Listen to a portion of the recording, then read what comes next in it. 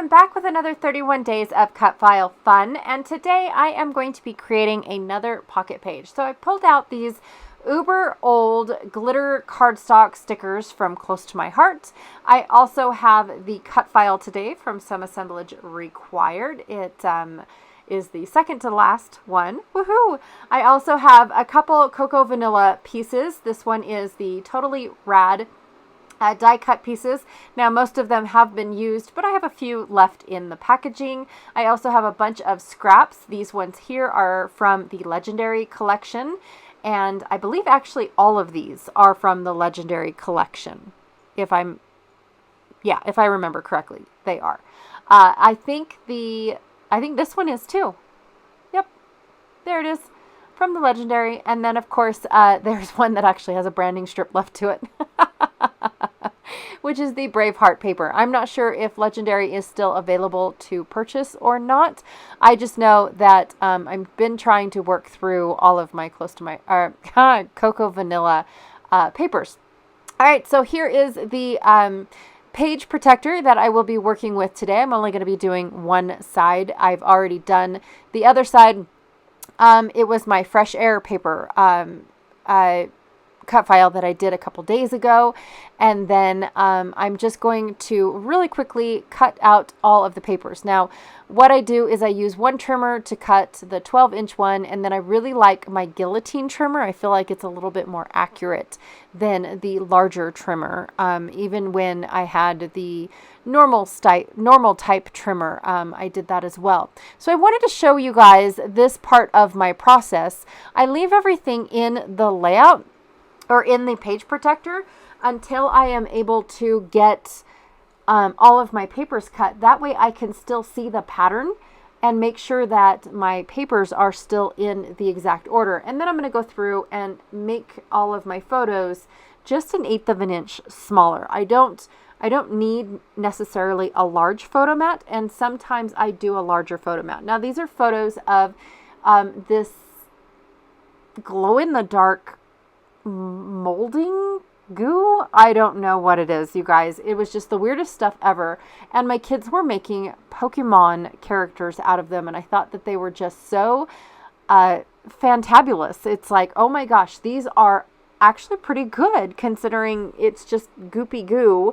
And then of course they glue in the dark, and so we had to take pictures of them in the dark as well. I really wanted to just document this because I thought that was, I mean, they're pretty accurate compared to the material that they had to work with. I'm pretty impressed. Now, I don't know any of their names, to be honest. If it was a Ben 10 character, now I know all those, but when it comes to Pokemon, I don't understand made-up words. They just have the weirdest names ever. But I wanted to document it because, you know, this was what my kids were doing on the 4th of July. It was the morning of the 4th of July. Before we went and got, you know, the yard processed and ready for a big crowd coming through. And it just was the neatest thing, you guys. All right, so what I'm going to do is I'm going to go through and scuff up all of my paper edges with my paper trimmer really quick. I've got those 3 pieces of the star paper. I don't know if I used the star paper on every single one, but I only have the one ripped off strip of the wood grain. That is the beautiful wood grain, you guys. I love that dark wood grain, and if I thought about it, I should have got more pieces of it. Yeah, seriously. I have to tell you guys, back in the day, before Cocoa Vanilla, I don't know. Before Cocoa Vanilla was readily available, I had to order mine from Australia. And I just bought the whole kit and caboodle. I didn't, you know, do the add-on sheets or anything like that. She has a one of everything type of bundle, and I just purchased that, got it to my front door, paid a little extra because it's horrific to ship anything over here. And this was even back in the day. And now lots and lots of stores are carrying this, and I absolutely love that fact that if I see a collection and I want to purchase it, you know, I keep my eye out for it. Most people have pre-orders, so that way they know how many to order. I love pre-orders. Excuse me. I'm sorry, it's past my bedtime. If you guys are curious. But I love the fact that now I don't have to, I can purchase from, somebody that is here.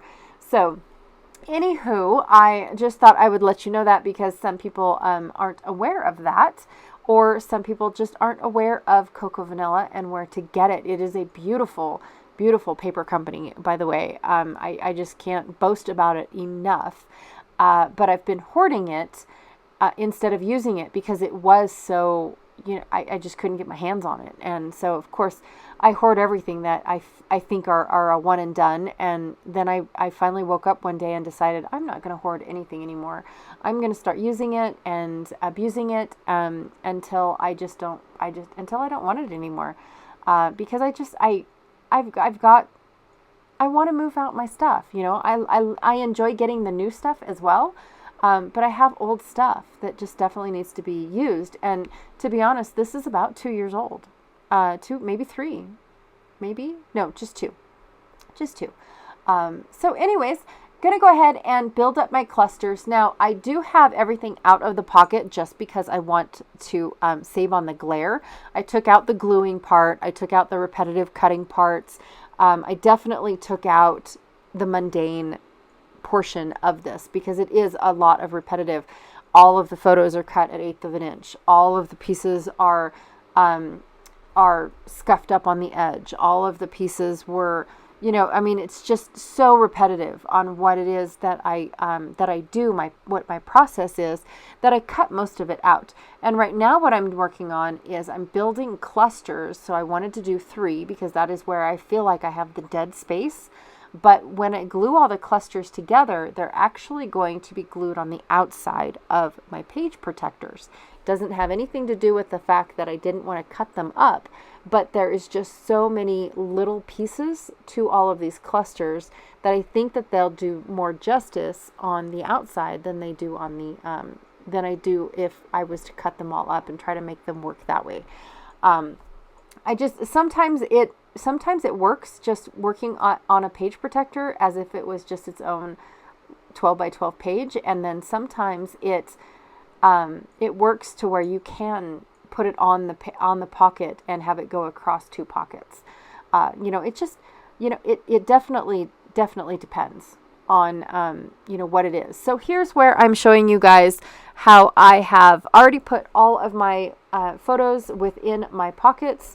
And then I'm just going to glue all the elements that I've already glued together. Again, I took out that gluing portion because it's rather boring. I had everything pretty much where I wanted it, and then I just had to glue it all together so I could use it as one large panel and glue it to my pocket page.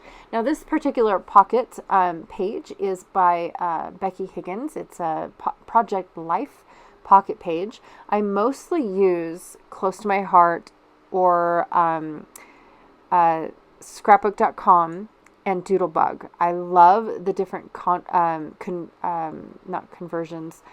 configurations that Doodlebug and scrapbook.com offer, especially when you've got they have a whole 6 by 12 panel and then 3 4 by 6s.